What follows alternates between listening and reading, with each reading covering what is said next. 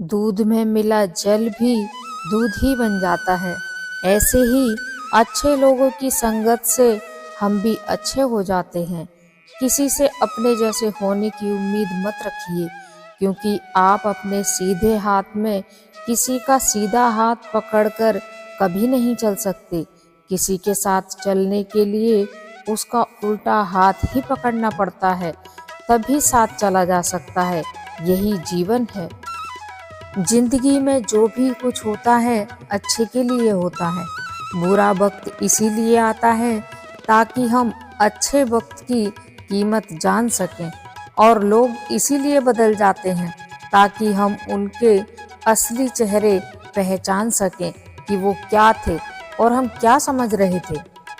जो हुआ अच्छा ही हुआ, जो हो रहा है अच्छा ही हो रहा है, जो होगा अच्छा ही होगा। एक बार की बात है, एक राजा तलवारबाजी कर रहा था, तो अचानक उसकी उंगली कट गई। तो पास खड़ा उसका मंत्री अचानक बोल उठा, राजा साहब चिंता न करें, जो होता है अच्छे के लिए होता है। यह सुनते ही राजा को गुस्सा आ गया। राजा ने उस मंत्री को कारागार में बंद करने का आदेश दे दिया और कहा कि इसको फांसी पर चढ़ा दिया जाए। यह सुनकर मंत्री घबरा गया। उसने राजा से निवेदन किया, महाराज, मैंने आपके यहाँ इतने वर्षों तक सेवा का कार्य किया है, क्या आप मेरी अंतिम इच्छा पूरी नहीं करेंगे? राजा बोला, ठीक है, बताओ क्या है तुम्हारी अंतिम इच्छा? मंत्री बोला, कृपया मुझे 10 दिन का समय दीजिए, उसके बाद आप चाहे जो सजा दे मुझे मंजूर होगा। राजा ने उसकी अंतिम इच्छा मान ली। राजा दूसरे दिन अपने सैनिकों के साथ जंगल में शिकार करने के लिए निकले। राजा जंगल में अपने सैनिकों से बिछड़ गए और रास्ता भटक गए।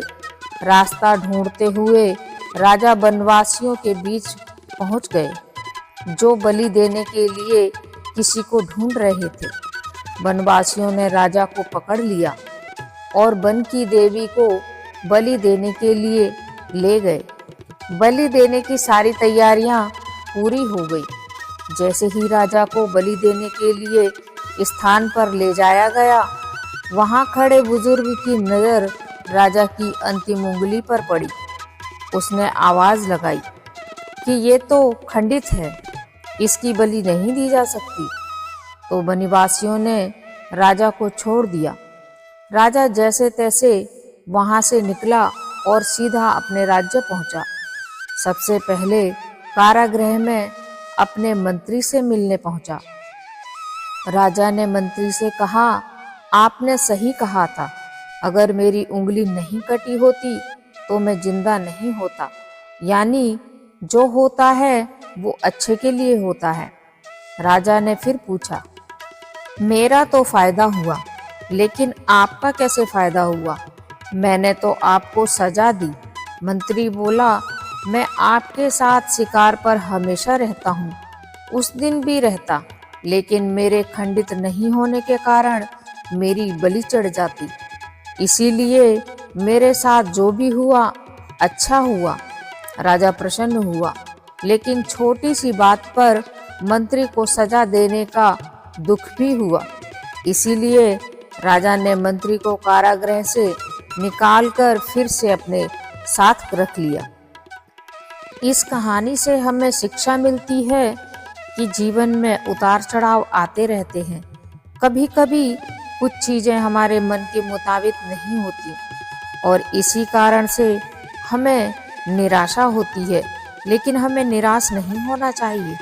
जो भी होता है अच्छे के लिए ही होता है, इसलिए हर परिस्थिति में हमें सकारात्मक नज़रिया रखना चाहिए और सकारात्मक सोच को कायम रखना चाहिए। जीवन बहुत छोटा है, लगभग 80 वर्ष का। आधा जीवन हमारा सोने में चला जाता है, यानी कि 40 वर्ष हमारे सोने में व्यतीत हो गए। आधा जीवन मतलब 20 वर्ष बचपन और बुढ़ापे में बीत जाते हैं। बचा 20 वर्ष, उसमें भी कभी योग कभी वियोग, कभी पढ़ाई, कभी परीक्षा, नौकरी और व्यापार, अनेक प्रकार की चिंताएं व्यक्ति को घेरे रहती हैं। अब कितना जीवन शेष बचा? 8 या 10 वर्ष, उसमें भी हम शांति से जी नहीं सकते। यदि हम थोड़ी सी संपत्ति के लिए झगड़ा करें और फिर भी वह सारी संपत्ति यही छूट जाए, तो इतना मूल्यवान मनुष्य का जीवन प्राप्त करने का क्या लाभ हुआ? हमें जीवन किस प्रकार जीना चाहिए, यह हमें विचार करना चाहिए। एक कारपेंटर था, बेहद मेहनती, तारीफें होती थी उसकी कमाई की, लेकिन काफी उम्र हो गई थी उसकी। इसीलिए वह सोच रहा था कि अब मैं काम करना बंद कर दूं और अपने परिवार के साथ समय व्यतीत करूं। ऐसा विचार कर उसने अपने मालिक को कहा कि मैं अब काम नहीं करना चाहता और मैं अपने परिवार के साथ समय व्यतीत करना चाहता हूँ। मालिक बहुत दुखी हुआ। उसको अपने विश्वसनीय कर्मचारी पर बड़ा विश्वास था। उसने कहा कि ठीक है, तुम्हारी जैसी इच्छा, लेकिन थोड़ा सा कार्य बाकी रह गया है, एक आखिरी कार्य और कर दो। तुम मेरे लिए एक लकड़ी का घर बना दो। कारपेंटर ने कहा, ठीक है, जिंदगी का आखिरी लकड़ी का घर अवश्य बनाऊंगा। चूंकि वह मन में पहले ही रिटायर हो चुका था, उसने सोच लिया था कि मैं रिटायर हो जाऊं, इसीलिए उसने बड़ी मुश्किलों से वह घर पूरा किया। लेकिन उस घर को देखकर कोई भी कह सकता था, यह किसी नौसिखिए का काम है। मालिक घर देखने आया और बोला, यह मेरी तरफ से तुम्हारे लिए तोहफा है। अब कारपेंटर दुखी हो गया। सोचने लगा, अगर यह घर मुझे ही मिलना था तो मैं इसे दुनिया का सबसे शानदार घर बना सकता था। हमारी जिंदगी भी ऐसी ही है। उसे सर्वश्रेष्ठ बनाने का मौका ईश्वर ने हमें ही दिया है, लेकिन हम व्यर्थ के झंझटों में अपने जीवन को यूं ही बर्बाद कर देते हैं और हम अपने जीवन का सदुपयोग नहीं करते। आज के लिए बस इतना ही। जय श्री कृष्ण। अगर आपको वीडियो पसंद आया है तो वीडियो को लाइक और शेयर कीजिए। अगर आप चैनल पर नए हैं तो चैनल को सब्सक्राइब कीजिए। बेल आइकन दबाना ना भूलिए।